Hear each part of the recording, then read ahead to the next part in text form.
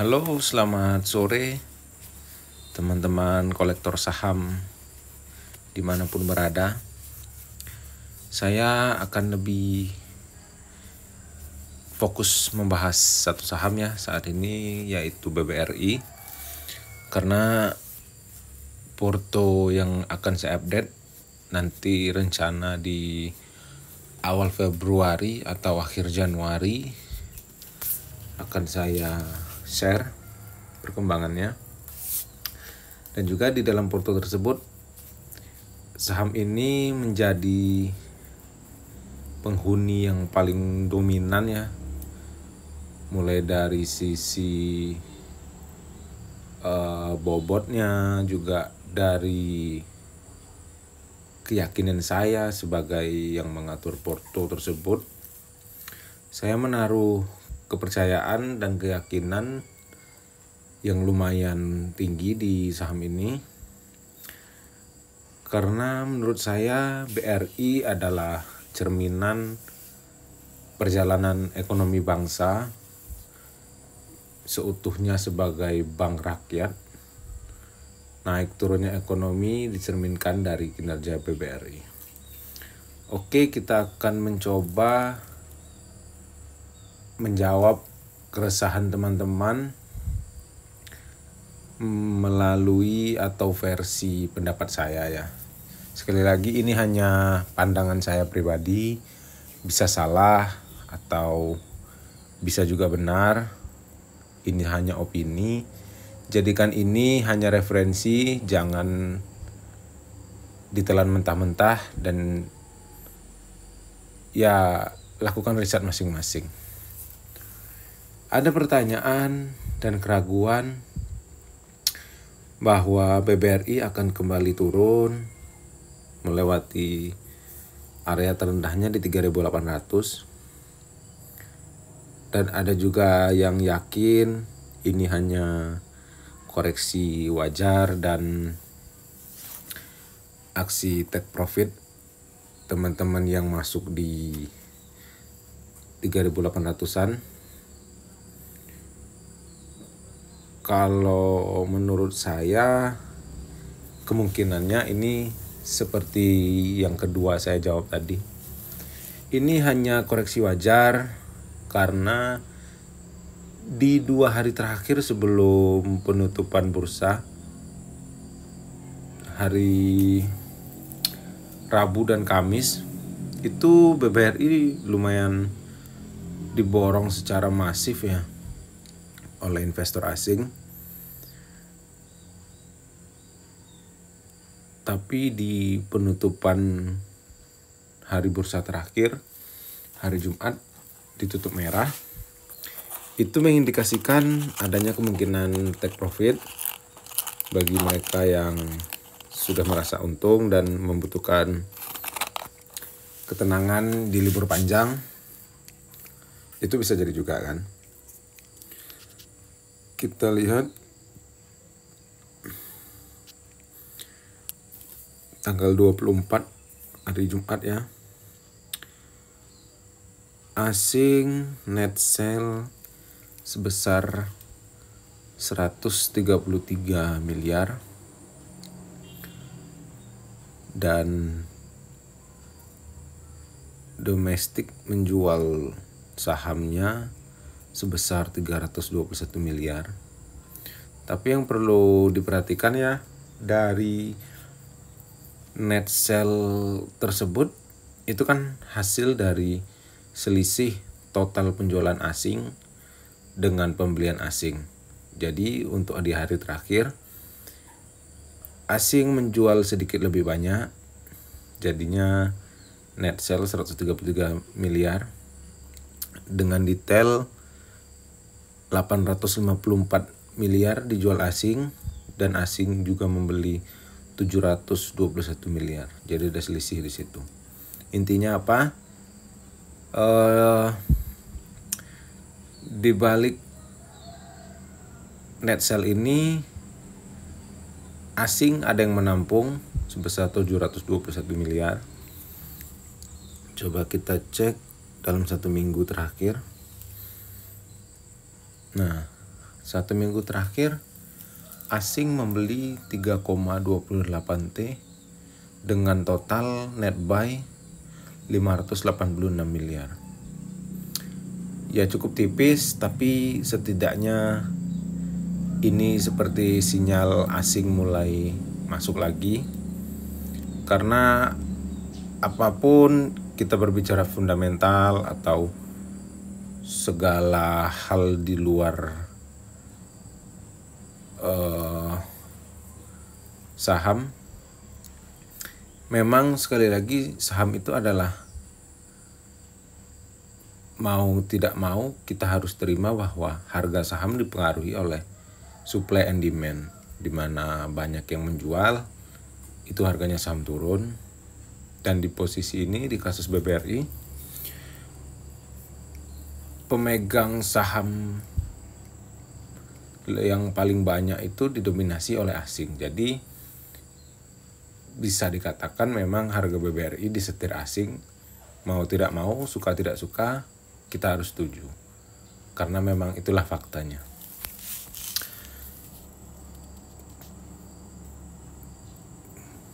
Lalu saya kemarin sebenarnya sempat di portofolio saya itu ya sempat kejemput di 4350. Intinya saya memiliki pilihan untuk mau mengamankan modal dulu terus masuk lagi, atau ya setidaknya harga saya udah kejemput gitu kan. Tapi saya lebih memilih membiarkan dan tidak mengganggu portofolio saya.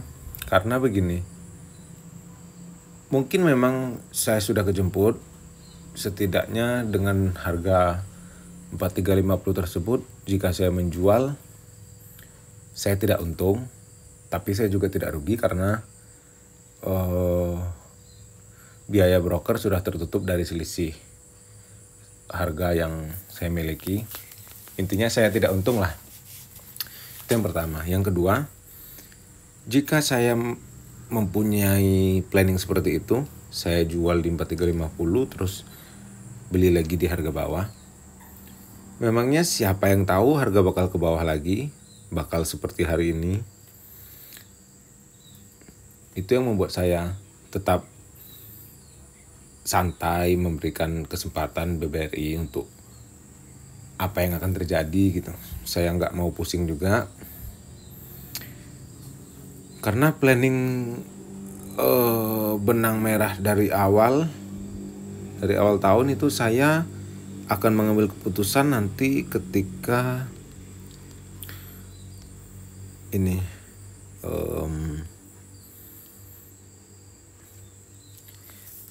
ketika hari Kamis tanggal 30 di sini rilis laporan keuangan BBRI. Estimasi analis itu BBRI akan mendapatkan EPS sebesar 98,9 rupiah, atau dirupiahkan itu 52,85 triliun. Itu kan estimasi gitu kan. Jadi namanya estimasi itu sebuah tebakan atau analisa yang dilakukan sebuah badan yang memprediksi angka-angka. Konsekuensinya, jika pencapaian yang dicapai itu melebihi target, itu adalah sentimen positif. Sebaliknya, jika pencapaian yang didapat di bawah target analis tersebut, itu bisa jadi berita buruk. Saya yakin 98 rupiah yang ditargetkan analis tersebut akan ditembus bahkan melewati oleh pencapaian BBRI. Di sini nanti berarti kalau di atas 100-an EPS BBRI di tahun 2024 itu di atas 400 rupiah, dimana yang sudah kita hitung sebelumnya itu memungkinkan BBRI membagikan dividen total di atas 330 rupiah. Keyakinan saya didasari oleh bulan Desember lalu, akhir Desember, resmi keputusan untuk memberikan stimulus kepada bank di Indonesia termasuk BBRI, dan BBRI menerima paling besar karena suatu hal dan adalah perhitungan yang enggak kita inginkan. Itu bisa mendongkrak kinerja BBRI di kuartal 4 tahun 2004 kemarin. Karena itu termasuk di bulan Desember dan itu masuk di laporan keuangan kuartal 4. Jadi saya optimis dengan raihan yang akan dicapai BBRI, dan itu akan menjadi sebuah sentimen yang positif karena kinerja di atas target para analis dan akan mendongkrak harga karena optimisme akan membanjiri pasar. Ini tanda-tandanya sudah kita lihat kan, mulai dari sejak kejatuhan terendah di 3.800, asing mulai akumulasi di sini juga. Bahkan di penurunan ini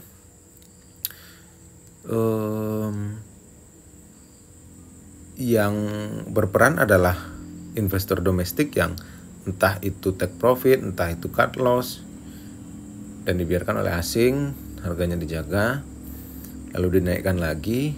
Nah, saat ini untuk hari terakhir khusus di tanggal 24 itu memang asing sedikit menjual barangnya karena harga saham itu dinamis ya, nggak bisa memang digaris lurus aja gitu, karena memang semuanya ada volatilnya begitu. Mereka mungkin menciptakan sedikit kekhawatiran di investor domestik supaya mempunyai pemikiran, oh ini BBRI kemungkinan akan dibawa ke bawah lagi, dan mereka akhirnya menjual sahamnya di sini. Dan ternyata sebelum sampai di 3.800 lagi, toto asing nanti akum kembali dan banyak yang ketinggalan kereta.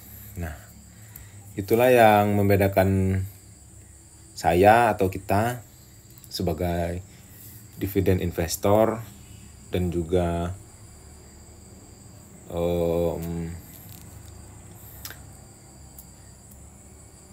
yang membedakan kita dengan mereka yang mencoba masuk di waktu yang tepat dalam market. Itu ya namanya perbedaan biasa ya, cuma saya lebih nyaman dengan metode ini. Buktinya kayak saya kemarin punya kesempatan untuk lepas dulu terus sambil di bawah, saya nggak ambil karena saya hanya menunggu laporan keuangan, dan jika sesuai analisa saya akan terus skip sampai nanti di akhir Maret akan ada pembagian dividen sebelum lebaran ya. Itu minimal di dividen final tersebut minimal ya 200 rupiah, karena saya telah mengumpulkan total hari ini 220 lot BBRI. Itu saya akan mendapatkan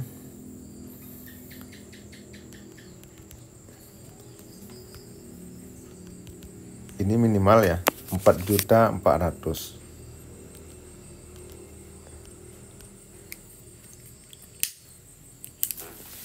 Nah, itu planning saya, planning terdekat.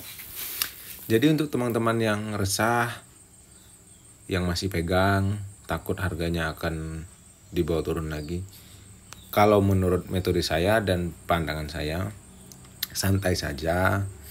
Jika perlu, kalau nggak sanggup lihat market, nggak usah dibuka nanti hari Kamis atau sampai sekuatnya gitu, nggak usah dibuka. Fokus aja bekerja, dapatkan uang lebih banyak. Nanti ketika sudah ada yang disisihkan, buka kembali market. Jika memang harga ke bawah lagi, misal ke 3.800, ya beli lagi, fokus di lotnya, jumlah lot. Itu adalah suatu kesempatan bagi kita sebagai dividen investor karena jumlah lot akan bertambah di harga yang lebih murah. Dan jika harga juga sudah naik, tentu keputusan ada di tangan masing-masing. Jika memang ingin menambah jumlah lot sebelum dividen, ya silakan. Atau jika ada saham lain dan BBRI dibiarkan terus naik, juga tidak masalah. Jadi intinya saya ingin mengajak teman-teman untuk tetap tenang karena saham ini sudah mulai diperhatikan asing lagi, mulai tertarik lagi untuk masuk. Oh iya, terakhir ada berita suku bunga di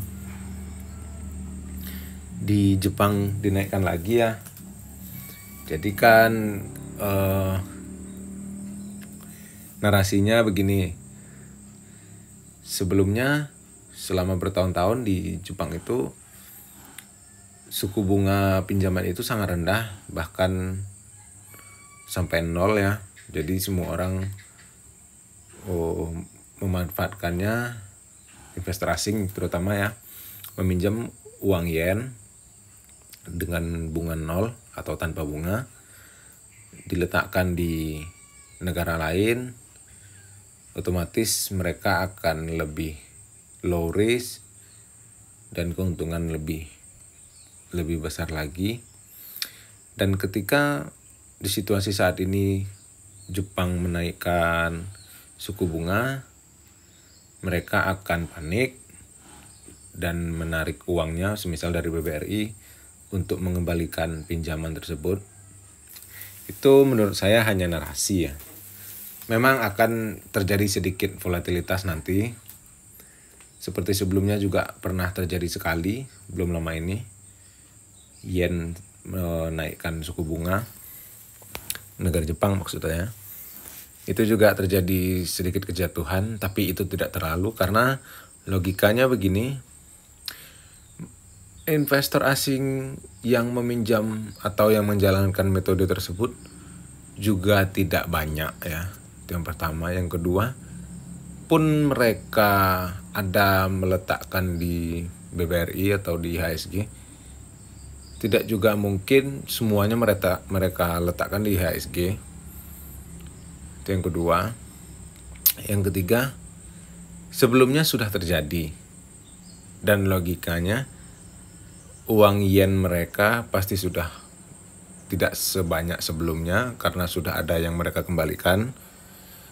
Jadi ini tidak begitu menakutkan bagi saya.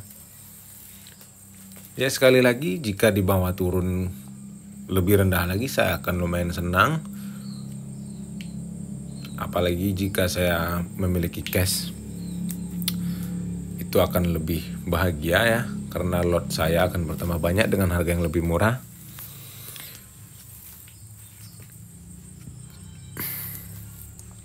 Oke, sepertinya sekian dulu. Mohon maaf jika kurang detail karena saya hanya ingin sharing pandangan saya dari situasi terkini. Dan semoga keresahan teman-teman terjawab. Dan teman-teman juga lebih tenang setidaknya. Sampai bertemu di video selanjutnya. Selalu ingat, kolektor saham pasti melihat suatu nilai yang mungkin tidak dilihat oleh orang lain. Terima kasih.